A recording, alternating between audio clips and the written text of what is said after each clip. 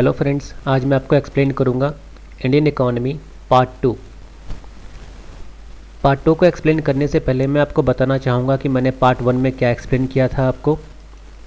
Part one में हमने पढ़ा था इंस्टीट्यूशनल सेटअप ऑफ इंडिया, जिसके हमने दो पार्ट्स देखे। First economic institutions and the second one is non economic और सोशल इंस्टीट्यूशंस। तो फर्स्ट पार्ट में मैंने आपको इकोनॉमिक इंस्टीट्यूशंस ऑफ इंडिया के बारे में जानकारी दी थी, और इस स्लाइड में मैं आपको एक्सप्लेन करूंगा द सेकंड पार्ट, यानी कि नॉन इकोनॉमिक और सोशल इंस्टीट्यूशंस ऑफ इंडिया। तो चलिए फिर हम डिस्कस करते हैं नॉन इकोनॉमिक इंस्टीट्यूशंस और social cultural institutions of India. Non economic institutions of India के 5 टाइप्स हैं। फर्स्ट इज कास्ट सिस्टम, जिसे हिंदी में हम कहते हैं जाति व्यवस्था। Second one is joint family system, जिसे हिंदी में कहा जाता है संयुक्त परिवार प्रणाली। Third one is law of inheritance, Hindi में कहा जाता है उत्तराधिकार के कानून। Fourth one is private property, इसे हिंदी में कहा जाता है निजी संपत्ति। Fifth one is parliamentary democratic system, यानी कि संसदीय जनतांत्रिक प्रणाली। And the last one is education system, यानी कि शिक्षा व्यवस्था। अब मैं इन सबको वन बाय वन एक्सप्लेन करता हूँ। तो सबसे पहले आता है आपका कास्ट सिस्टम, यानी कि जाति व्यवस्था। हिंदुस्तान, ये तो आप जानते ही हैं कि हिंदुस्तान में कास्ट सिस्टम बहुत पहले से ही चला आ रहा है। हमने अपने आप को शुरू से ही जाति और वर्ण में डिवाइड कर रखा है। अगर मैं वर्ण की बात करूं तो हमारी 4 क्लासेस होती हैं इसमें। First one is Brahmin, second one is Kshatriya, third one is Vaishya and the last one is Shudra. और अगर मैं जाति की बात करूं तो जाति यानी कि कास्ट आपको बाय बर्थ मिलती है। बाय बर्थ मिलती है का मतलब आपके पेरेंट्स जिस जाति को बिलोंग करते हैं आप भी उसी जाति के ही होंगे।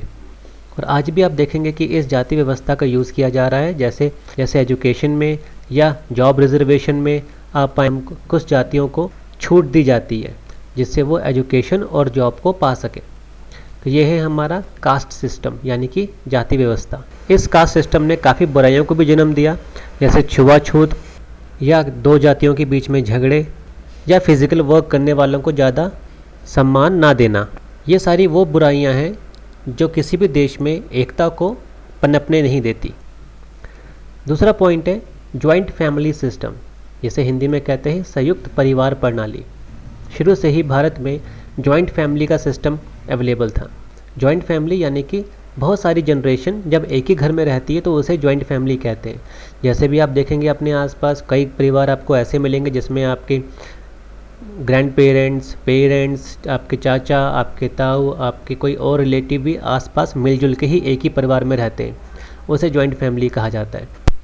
ज्वाइंट फैमिली सिस्टम के साथ में कुछ ऐसी बुराइयां भी हैं जो देश को नुकसान पहुंचाती हैं, जैसे population rise and disguised unemployment.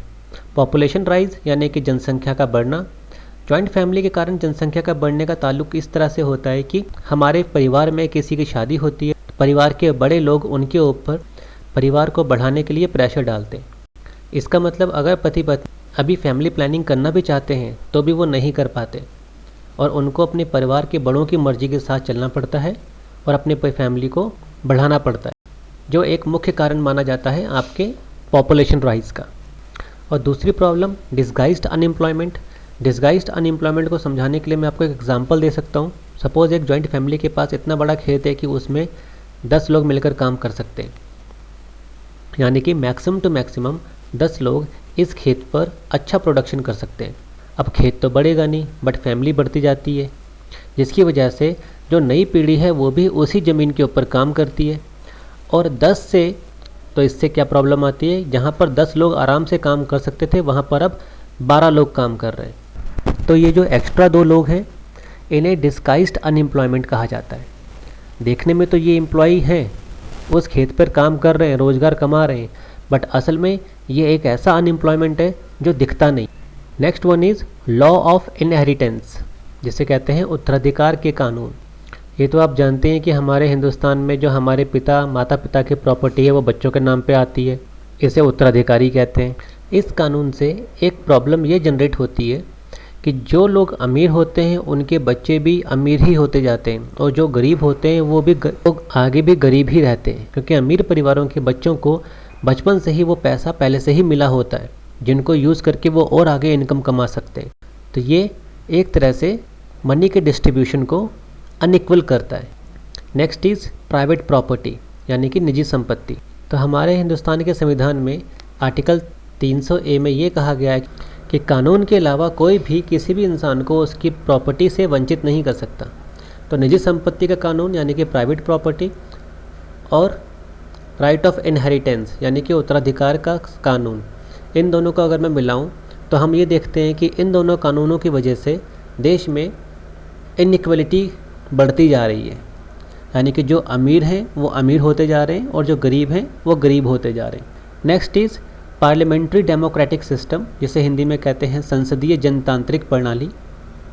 ये तो हम सब जानते हैं कि हमारे कानून को लागू करने में और पूरी प्रणाली को चलाने में हमारी संसद काम करती है, और इस संसद में वो लोग बैठे हैं जिनको हमने अपने मतों के अधिकार से चुना है। तो ये सरकार ये हमारी बनाई हुई है और हमारे लिए काम करती है। बट इससे होता क्या है कि सरकार को भी पता है कि जब तक हमारे वोट इनके पास नहीं जाएंगे तो ये भी आगे अगली बार सरकार में नहीं आ पाएंगे, जिसके लिए कई बार ये लोग हमारे यानी कि जनता के उन बातों को भी मानती है जो किसी भी देश की तरक्की के लिए अच्छा नहीं होते। पर ये ऐसा इसलिए करती है क्योंकि उनको पता होता है कि ये लोग वो हैं जो हमें अगली बार वोट देकर हमें फिर से सत्ता में बैठाएंगे, और इसीलिए ये लोग जनता के गलत बातों को भी एक्सेप्ट कर लेते हैं। Last one is education system यानी कि शिक्षा व्यवस्था। हमारे हिंदुस्तान के संविधान ने हमें कई फंडामेंटल राइट्स दिए हैं, जिसमें से एक राइट है शिक्षा का अधिकार, यानी कि 6 साल से 14 साल तक के बच्चे मुफ्त में शिक्षा ले सकते हैं। और आजकल तो आप देखते ही होंगे कि इतने प्राइवेट स्कूल्स खुल गए हैं, इतने पब्लिक स्कूल्स खुले हैं, और गवर्नमेंट भी शिक्षा के ऊपर काफ़ी जोर डाल रही है, सेंट्रल लेवल पे, स्टेट लेवल पे या फिर लोकल लेवल पे। और कहते भी हैं जिस देश के बच्चे पढ़े लिखे होंगे वही देश तरक्की करेगा आने वाले कल में। इसलिए एजुकेशन सिस्टम के ऊपर गवर्नमेंट काफ़ी इम्पोर्टेंस देती है। तो ये सारे हैं हमारे नॉन इकोनॉमिक इंस्टीट्यूशन जिसके अकॉर्डिंग हमारी इंडियन इकोनॉमी चलती है। Thank you so much.